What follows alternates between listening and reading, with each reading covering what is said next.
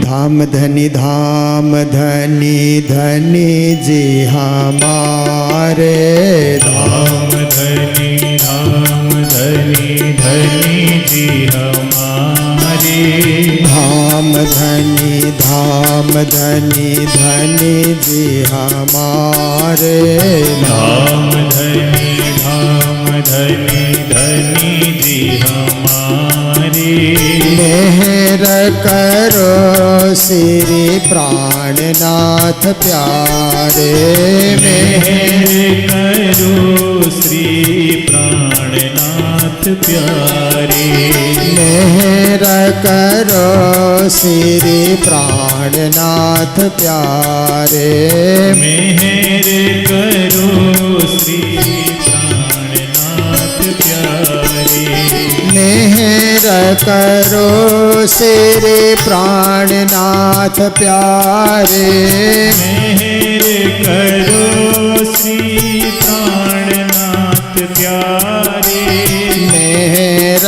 करो श्री प्राणनाथ प्यारे मेहर करो श्री प्राणनाथ प्यारे धाम धनी जी हमारे धाम धनी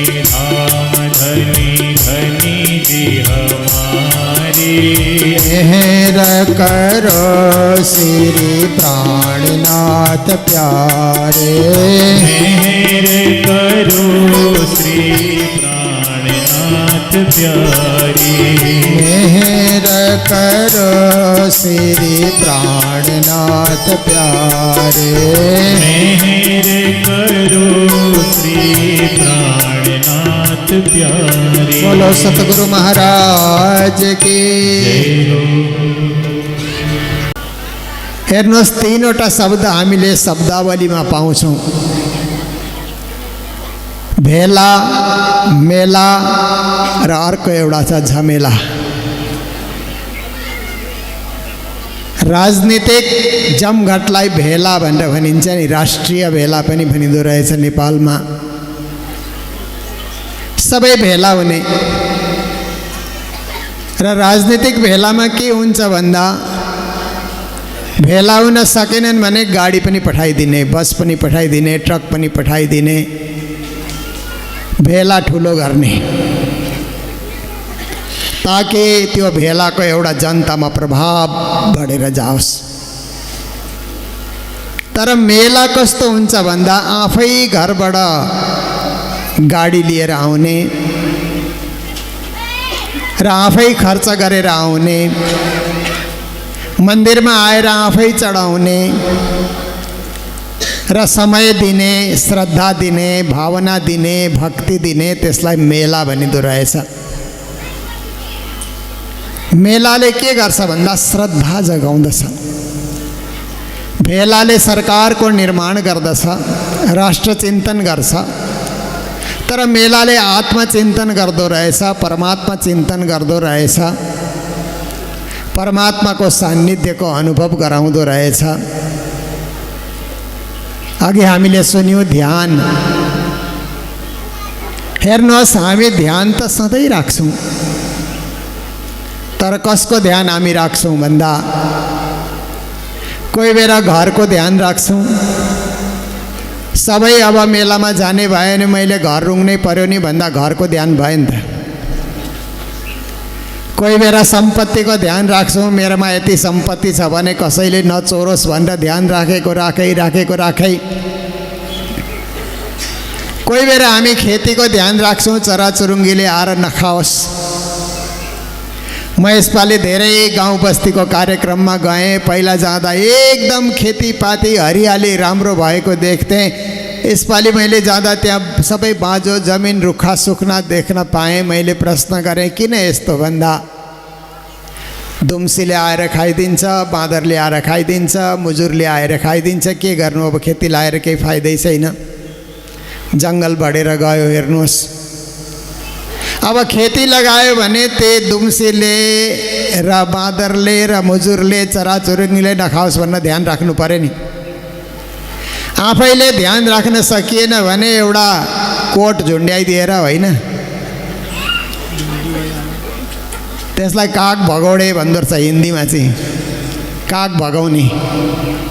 त्यसरी पनि त ध्यान गरिन्छ अब खेतीको ध्यान। यस्तै प्रकारले हामीले संसारको ध्यान, मायाको ध्यान, मोहको ध्यान त हामीले गरेकै छ,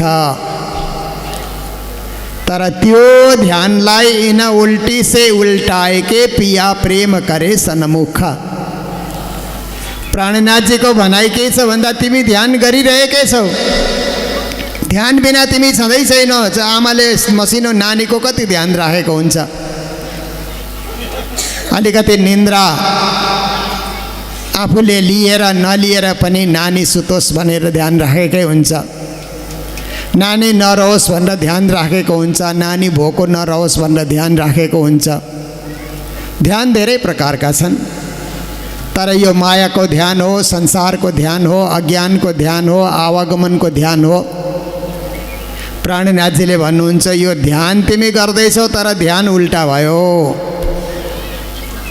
ध्यानलाई सुल्टा गर, तिमी ध्यान गर परमात्माको, परमधामको, मूलमिलावाको, राजश्यामाको। राजश्यामाको ध्यान गरेर काम गरिरहने हो। अब ध्यान गर्दा दिनभरि हामीले ध्यान गऱ्यौँ भने त भोकै बसिन्छ नि, अब भोलि कसले खान दिने। ध्यान पनि गर्ने, काम पनि गर्ने। काम करते रहो, नाम जपते रहो, पाप करने से हरदम उतरते रहो, कृष्ण गोविंद गोपाल गाते रहो। हाम्रा सन्तहरूको भनाइ छ, गुरुजनहरूको भनाइ छ, के गर्ने त भन्दा काम गर, खेती गर, व्यापार गर, धन्दा गर, नोकरी गर, व्यवसाय गर, तर परमात्मालाई पनि याद गर्दै गर। परमात्मालाई बिर्सेर होइन, परमात्माको सम्झना राखेर। र हाम्रो प्रणामी परम्परामा सबभन्दा ठुलो ध्यान कहिले हुँदो रहेछ भन्दा सेवा पूजा गर्दा। सेवा पूजा गर्दा अब के ध्यान हुँदो रहेछ भन्दा मैले त दिनै पछि लुगा फेर्छु भने राज्यको ड्रेस मैले फेर्नुपर्छ, राज्यको श्रृङ्गार मैले बदलिनुपर्छ। राज्यको ध्यान राख्दा हेर्नुहोस् है, सधैँ आओ जीवाला मारे घेरे भन्दा राज्यको त्यो श्रृङ्गार बदलिहाल्ने, हिजोको त्यही श्रृङ्गार नराख्ने। फेरि राज्यको ध्यान अलिकति गऱ्यौँ भने अब चन्दन घस्ने घस्ने राज्यलाई चढाउनको लागि पहिला कति अप्ठ्यारो थियो हेर्नुहोस् त। त्यो गिँडो ल्याएर त्यो घस्ने क्या सिलौटो जस्तोमा, त्यसरी चन्दन निकालिन्थ्यो नि। अब कोही जमाना थियो, अब त चन्दन डब्बा डब्बामा आउँछ। अब हाम्रो यहाँ कतिजना व्यापारी आउनु भएको छ नि, होइन, कहाँ कहाँबाट चन्दन लिएर तपाईँहरूले किनिदिनुहोस् है। म अघि घुम्न जाँदा खोइ सुन्दर साथ त थुप्रै हुनुहुन्छ तर दोकानतिर हेर्दै हेर्नुहुन्न भन्दै हुनुहुन्थ्यो।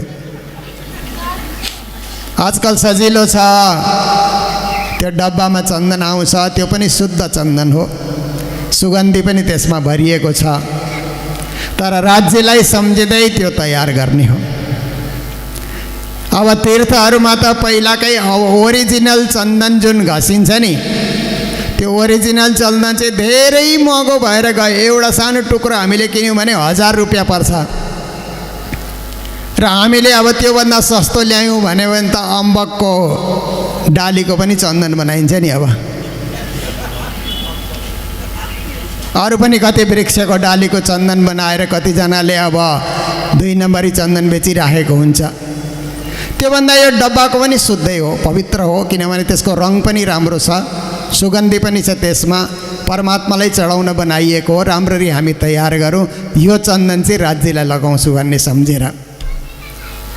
जल लिएर आउँदा राज्यलाई सम्झिने हो, यो जल राज्यलाई चढाउँछु भन्ने हामीले सोच्नु पर्यो। फल लिएर आउँदा राज्यलाई सम्झिनु पर्यो, भोग तयार गर्दा राज्यलाई सम्झिनु पर्यो। हामीले आधा घन्टा पूजा गऱ्यौँ भने आधा घन्टा हाम्रो ध्यान लागेकै परमात्मामै ध्यान लागेको छ, सेवा पनि गरिरहेको छौँ। अब मात्रै ध्यान गरेर हामी बस्यौँ भने के हुन्छ भन्दा दिनभरि श्रीमान चाहिँ कहीँ अफिसमा काम गरेर व्यापार गरेर आयो र श्रीमती चाहिँ घुम्टो ओढेर अब म तपाईँकै ध्यान गर्दैछु नि भन्छन्, चिया पनि दिन्नन्, खाजा पनि दिन्नन्, केही पनि गर्दिनन्। तपाईँकै ध्यान गर्छु भन्दा श्रीमानलाई मन पर्ला त तपाईँहरू हेर्नुहोस्। श्रीमानलाई के मनपर्छ भन्दा मलाई सम्झिँदै भात पकाउन्, सब्जी बनाउन्, रोटी बनाउन्, नास्ता बनाउन्, चिया बनाउन्, सबै गरून्, तर काम गरेको हुनुपर्छ, मलाई सम्झेर मात्रै हुँदैन। ये सब इच्छा सो मगावे पर सखियों को सेवा भावे, प्रेम सेवा बाले प्रकट कीदी ब्रजतनी आवार। श्री देवचन्दजी महाराजले प्रेम सेवालाई प्रकट गरिदिनु भयो, ब्रजको, रासको, परमधामको। र परमधाममा के छ भन्दा सेवा भक्ति। सखीहरू परमधाममा राज्यको ध्यान दिनभरि गरेर बस्दैनन्, राज्यको सेवा गर्दै ध्यान भइहाल्छ। र त्यस्तो प्रकारले हामीले सेवामा यति निमग्न हौँ, त्यो नै हाम्रो ध्यान हो र हामीले ध्यान गर्नै पर्छ। कस्तो ध्यान भन्दा साक्षात् सच्चिद आनन्द स्वरूप पूर्ण ब्रह्म अक्षरातीतको ध्यान, ताकि त्यो ध्यान गर्दा गर्दै त्यो सच्चिद आनन्द चाहिँ हामीमा उत्रिएर आओस्। कसरी उत्रिन्छ भन्दा ब्याट्री चार्ज गर्दा बिजुलीको शक्ति ब्याट्रीमा उत्रिँदो रहेछ नि, मोबाइल चार्ज गर्दा। एवं प्रकारले मैले परमात्मालाई सम्झिरहेँ भने र सम्झिँदै संसारमा विविध मेरो जिम्मेदारीलाई मैले वहन गरेँ भने परमात्माको शक्ति मेरो जीवनमा उत्रिन्छ, उत्रिन्छ, पक्का उत्रिन्छ भन्ने विश्वास राख्ने हो। र वाणीमा श्रीजीले भन्नुहुन्छ कि साथ मलिने सांभलो जागी करो विचार, जेने अजबाले आ कर्यो परखो पुरुष है पार। हे सुन्दर साथजी, मिल है मेला, हामी मिलेको छौँ नि, यो अब मिलेर बसेको छु। हेर्नुहोस् त, यहाँ त अब कहीँ जाने ठाउँै छैन। मङ्गलधाममा हामीले अब कार्यक्रम गर्दा तल माथि सिँढीतिर यताउति वहाँ त 4 एकडमा त्यो अब फैलिएको छ मन्दिर। यहाँको जमिन 8 एकड हो, तर अब यो सम्म जग्गा चाहिँ यतिमै छ हाम्रो।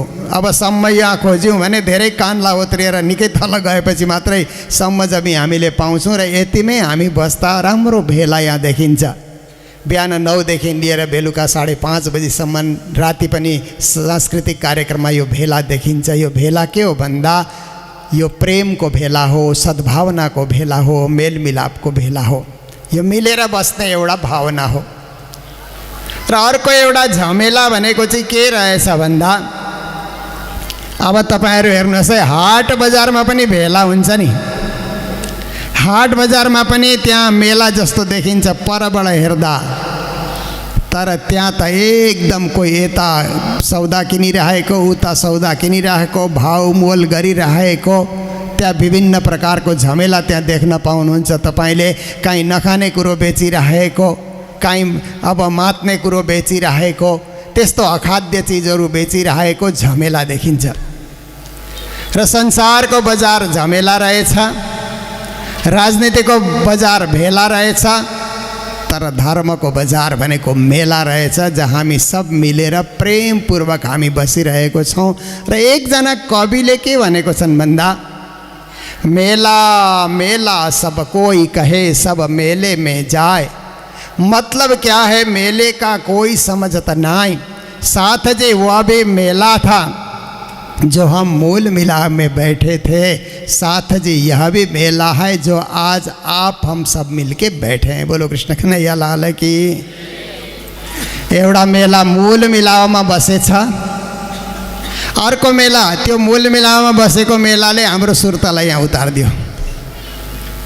अब यहाँ बसेको मेलाले हाम्रो सुर्तालाई उठाएर मूल मिलामा पुर्याइदिन्छ भने यहाँ पनि त मेला गर्नै पर्यो नि। एउटा मेलाले यहाँ आइयो भने अर्को मेला गर्दा वहाँ पुगिने रहेछ नि।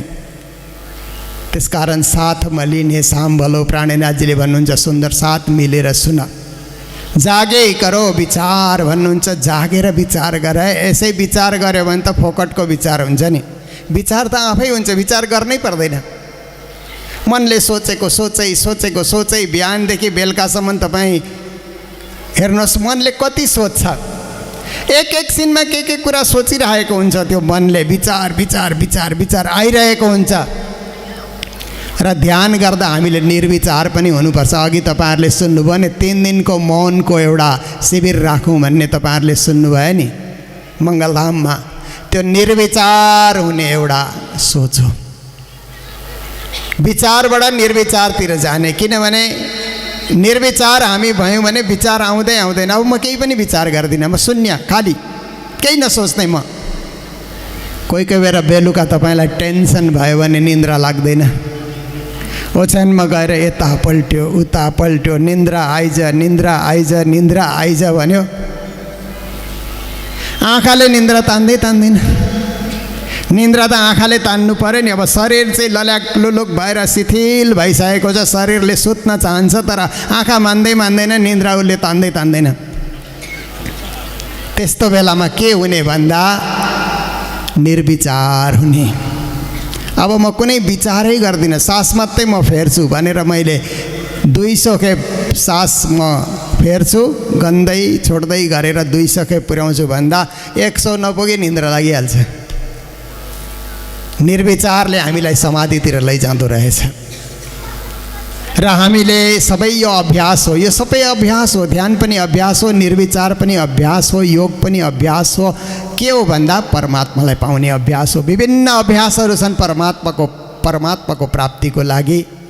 तर हामीले यो सेवा पूजाको अभ्यासमा नै सबै कुरोलाई सम्मिलित हामीले गर्न सक्यौँ भने एउटै बैठकमा हामीले सबै फल पाउँछौँ। अलग अलग बैठक गरेर नै हामीलाई कुनै जरुरत पर्दैन। एउटै प्रातःकाल र सायंकालको बैठकले हाम्रो जीवनमा परमात्माको सन्मुख हामीलाई पुर्याइदिन्छ। यतै बैठे घर जागे धाम पूर्ण मनोर्थ हुए सब काम, धनी श्री मामत हँसताली दे साथ उठा हँसता सुखले। यहीँ बसी बसी परमधामको अनुभव गर्न सक्छौँ। जेने अजवाले आकर्यो पर्खो पुरुष पार। उहाँले भन्नुहुन्छ, जसले यो संसारमा आएर तारतमको उज्यालो दियो नि, उज्यालो त पहिला पनि थियो तर तारतमको उज्यालो थिएन। अध्ययन पहिला पनि थियो तर तारतमको अध्ययन थिएन। र यस्तै प्रकारले अनुभव पहिला पनि थियो, तारतमको अनुभव थिएन। दृष्टि पहिला पनि थियो तर तारतमको दृष्टि थिएन।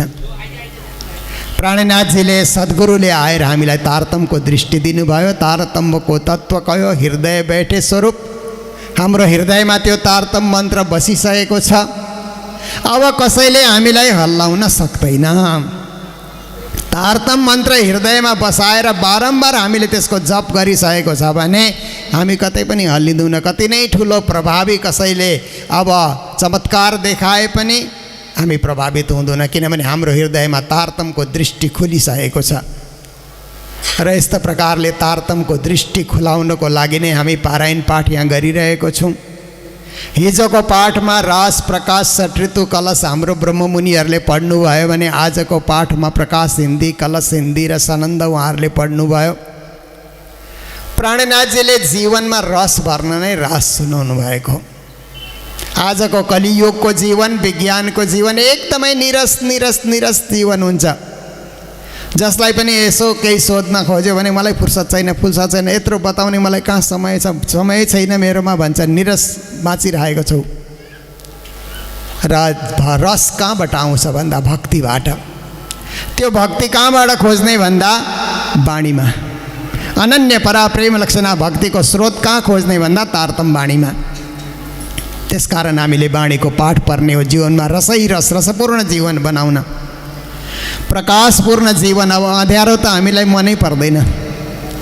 रातै बत्ती गयो भने हामीलाई केही मनै पर्दैन। हामी बत्ती मोमबत्ती जलाउँछौँ। आजकल त अब मोबाइलमै टर्च छ, त्यो हामी जलाउँछौँ। हामीलाई उज्यालो चाहिएको छ। यस्तै आत्मालाई उज्यालो चाहिएको छ। त्यो प्रकाश, तारतमको प्रकाश र परमधामको प्रकाशले हामी प्रकाशित हौँ।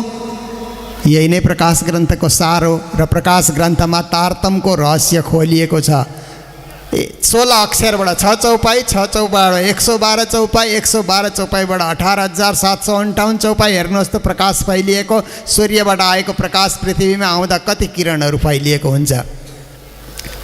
षट ऋतु भनेको 6 ऋतुमा परमात्माको विरह वेदना गर्दै रहने, सधैँभरि परमात्मालाई सम्झेर अलिकति रुन सिक्ने। किनभने रुँदा परमात्मा छिटै खुसी हुनुहुँदो रहेछ। हुन त हाँस्नु पनि पर्छ जीवनमा, तर कोही बेला अलिकति विरह पनि हामीले गर्नुपर्छ। बिना विरह ना होबे दिल पाक, हो श्याम पिउ पिउ करी रे पुकारूँ, तल्फे तारुन रे दुलही को दिल दे। परमात्मालाई सम्झेर विरह गर्ने प्रवृत्ति नै आत्मा जागृतिको महान मार्ग हो। यही कुरो षट ऋतुमा प्राणनाथजीले दर्शाइदिनु भएको छ। 6 ऋतुमा कसरी भक्ति गर्ने त्यो पनि उहाँले हामीलाई मर्म बताउनु भएको छ भने कलशमा जागने अब जाग देखो सुख जागने ये सुख सुहागने जोग 3 लीला चौथी घर के इन चारों को या में भोग हामीले यहीँ बसी बसिकन परमधामको आनन्द प्राप्त गर्न सक्छौँ यदि आत्मामा एकाग्रता आयो भने। यस्तै प्रकारले ब्रजको आनन्द, रासको आनन्द, जागनीको आनन्द, बितक सुन्दा जागनीको पुरा आनन्द 1 महिना पाइन्छ। जागने लीलामा बितकमा हामी डुबिरहेको हुन्छौँ। हामीले यही नै अब बाललीला कृष्णको बाललीलाको भजनहरू गायौँ भने ब्रजको आनन्द यही पाउँछौँ भने यहाँ हामीले डाँडिया नृत्य गऱ्यौँ भने रासको आनन्द हामीले यही नै पाउँछौँ। यहीँ बसी बसिकन हामीले मूल मिलावको ध्यान गऱ्यौँ भने परमधामको आनन्द पनि हामीले यही नै पाउँछौँ। हेर्नुहोस् त 3 लीला चौथी घर कि इन चारोंको यामे भोग। प्राणनाथजीले प्रकाश र कलशलाई गुजरातीमा अवतरण गर्नुभयो। पछि हिन्दी भाषी क्षेत्रमा उहाँले आएपछि प्रकाश र कलशलाई हिन्दीमा पनि उहाँले अनुवाद गरेर अवतरित गर्नुभयो। यस्तो दिव्य वाणीको पाठ हाम्रा ब्रह्ममुनिहरूले चलाइ नै रहनु भएको छ। मैले संक्षेपमा मात्र वाणी चर्चालाई राखेँ। प्रणाम।